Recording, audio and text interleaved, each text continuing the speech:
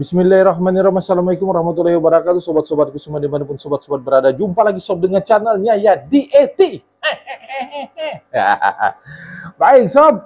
Ini sudah ada di belakangnya, di depannya ya, di depannya ikan diskus ya. Kalau yang di sini ikan mampis sih, ikan mampis. Kalau sana ikan arwana, sini ikan arwana, sana ikan masko. Ini ikan diskus. Yuk kita bahas. Baik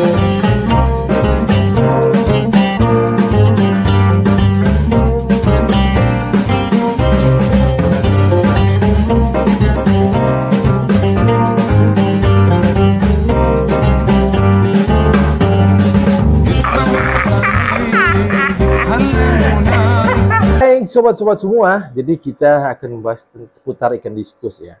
Ini kebetulan ada yang request ya. Oke, kita tanggapi langsung ya. Bagaimana selama ini pemeliharaan ikan diskus di channelnya DET? Ini kebetulan dulu ya saya cerita nih ya.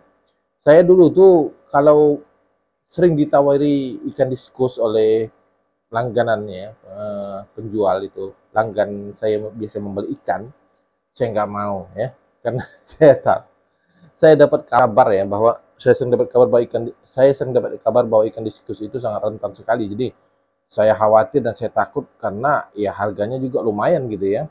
Kemudian kalau saya tidak bisa peliharanya dengan baik dan benar, tentu resikonya katanya sih lebih rentan dari ikan mas koki. Nah itu berbahaya sekali ya. Ikan mas koki saja sudah rentan, sudah beberapa kali mati ya. Nah apalagi ikan diskus ya. Akhirnya saya putuskan belum mau pelihara ikan diskus. Tapi selalu digoda dengan kecantikan ikan diskus gitu ya. Cantik ikan nih. Akhirnya mungkin juga digodain juga dari penjualnya. Akhirnya saya beli satu. Saya coba satu dengan sangat khawatir sekali saya ya untuk pertama kali memelihara ikan diskus itu. Namun tetaplah saya ingin mencoba gitu. Akhirnya dalam 1 bulan 1 ekor itu alhamdulillah kok aman-aman saja begitu ya. Tidak ada yang tanda kutip dikhawatirkan gitu ya. Tambah lagi. Tambah lagi, akhirnya sampailah saya, sebetulnya pernah 5 ekor ini ya. Ini yang bertahan ini 3 ekor. Nah, saya beli yang 2 ekor itu bukan dalam waktu yang bersamaan sih ya. Tetapi ukurannya, size-nya itu lebih kecil dibandingkan dengan yang ini dulu ya, waktu saya beli gitu ya. Jadi saya beli 1 bulan, 2 bulan kemudian saya beli lagi yang ukuran lebih kecil dari yang ini. Nah, kemudian dalam 2-3 bulan lagi saya beli lagi 1 ekor, sama juga ukurannya lebih kecil dari yang ini. Ternyata sob ya, kalau yang kecil itu dengan ukuran yang seperti ini, yang besar-besar seperti ini misalnya ya, dia akan kalah dalam perebutan makan ya. Itu sih analisis saya ya, asumsi saya ya. Tapi saya perhatikan yang kecil-kecil itu kok tidak pernah makan gitu.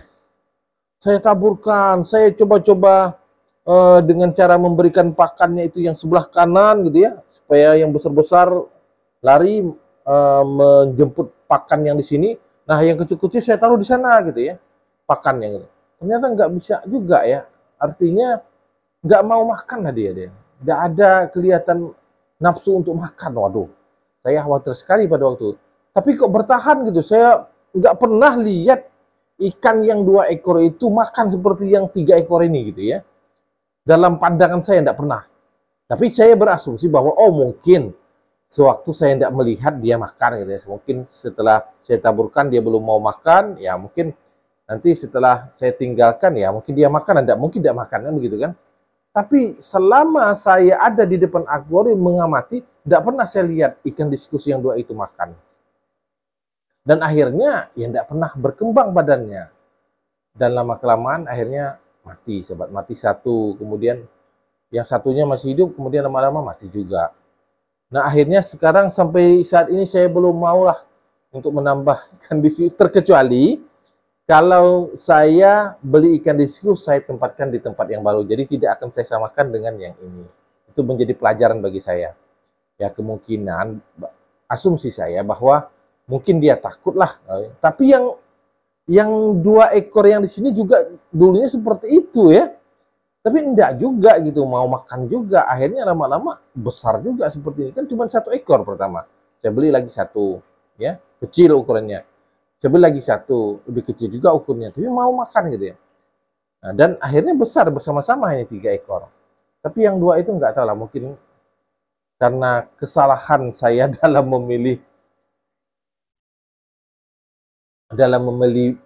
ikan di situ itu sendiri mungkin ya, karena ya saya dapat ya yang tidak bagus lah kali ya, yang nafsu makannya, atau yang mungkin yang ikan sakit lah gimana, saya nggak ngerti lah ya, karena hitungannya bukan hanya sebulan 2 bulan sob ya, hitungannya sampai 5-6 bulan lah ada di akuarium ini ya. Cuman dia tidak mau makan gitu ya, dan akhirnya mati. Jadi kalau misalnya dia tidak mau makan sebulan gitu ya, ya mati gitu ya, hal wajar lah. Tapi hal yang mustahil juga kali kalau sampai 5-6 bulan tidak pernah makan sama sekali. Saya heran juga ya. ini ini di luar daripada logika yang saya. Kalau 5-6 bulan itu ikan tidak mau makan sama sekali kan, tidak makan sama sekali kan tidak mungkin rasanya, apalagi sekelas ikan diskus gitu ya. Ya walau alam lah, mungkin dia makan ya itu tadi, makan sewaktu saya tidak melihatnya. Tapi mungkin volume makannya, jumlah makannya itu sangat kecil sekali dibandingkan dengan yang ini. Karena mungkin sisa-sisa pakan yang setelah 3 ekor yang besar ini makan, baru dia makan. Mungkin begitulah ya. Kan tidak mungkin lah sampai 5-6 bulan bertahan hidup ya. Kalau tidak makan sama sekali. Ya demikian ya sob. Tapi kesimpulannya, nah ini kesimpulannya. Kesimpulannya, selama saya memelihara ikan itu tidak ada hal-hal yang mengkhawatirkan gitu. Selain yang cerita tadi ya, artinya penyakit alhamdulillah. Jadi saya berpengalaman dengan ikan muskoki di sebelah sana sob. Ini saya sudah mengantisipasi jangan sampai dia terkena jamur ya. Saya siapkan 2 water heater ya. Walaupun yang dihidupkan intensitasnya cuma 1 ya, tapi seketika perlu saya hidupkan 2 gitu ya. Ketika suhu yang sangat dingin, hujan yang sangat ekstrim gitu ya, cuaca yang sangat ekstrim. Nah itu saya hidupkan 2 water heater. Tapi kalau yang normal-normal saja, ya tetap hanya 1. Saya on kan terus ya, non-stop gitu ya. Dan alhamdulillah ini sampai sudah sebesar ini. Udah mungkin dekat setahun kali ya.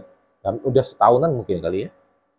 Ini kan diskusi ini. Alhamdulillah. Ya. Dan itu tadi kesimpulan saya, tidak ada kendala yang berarti asal rutinitas kita mengganti air, merawatnya dengan baik, kemudian kita selalu mengantisipasi apa kira-kira yang akan terjadi sesuai dengan pengalaman, tanda kutip pengalaman kita ya. Kalau saya kan pengalamannya dengan ikan muskoki, jadi sudah saya terapkan dengan ikan diskus. Nah alhamdulillah gitu ya.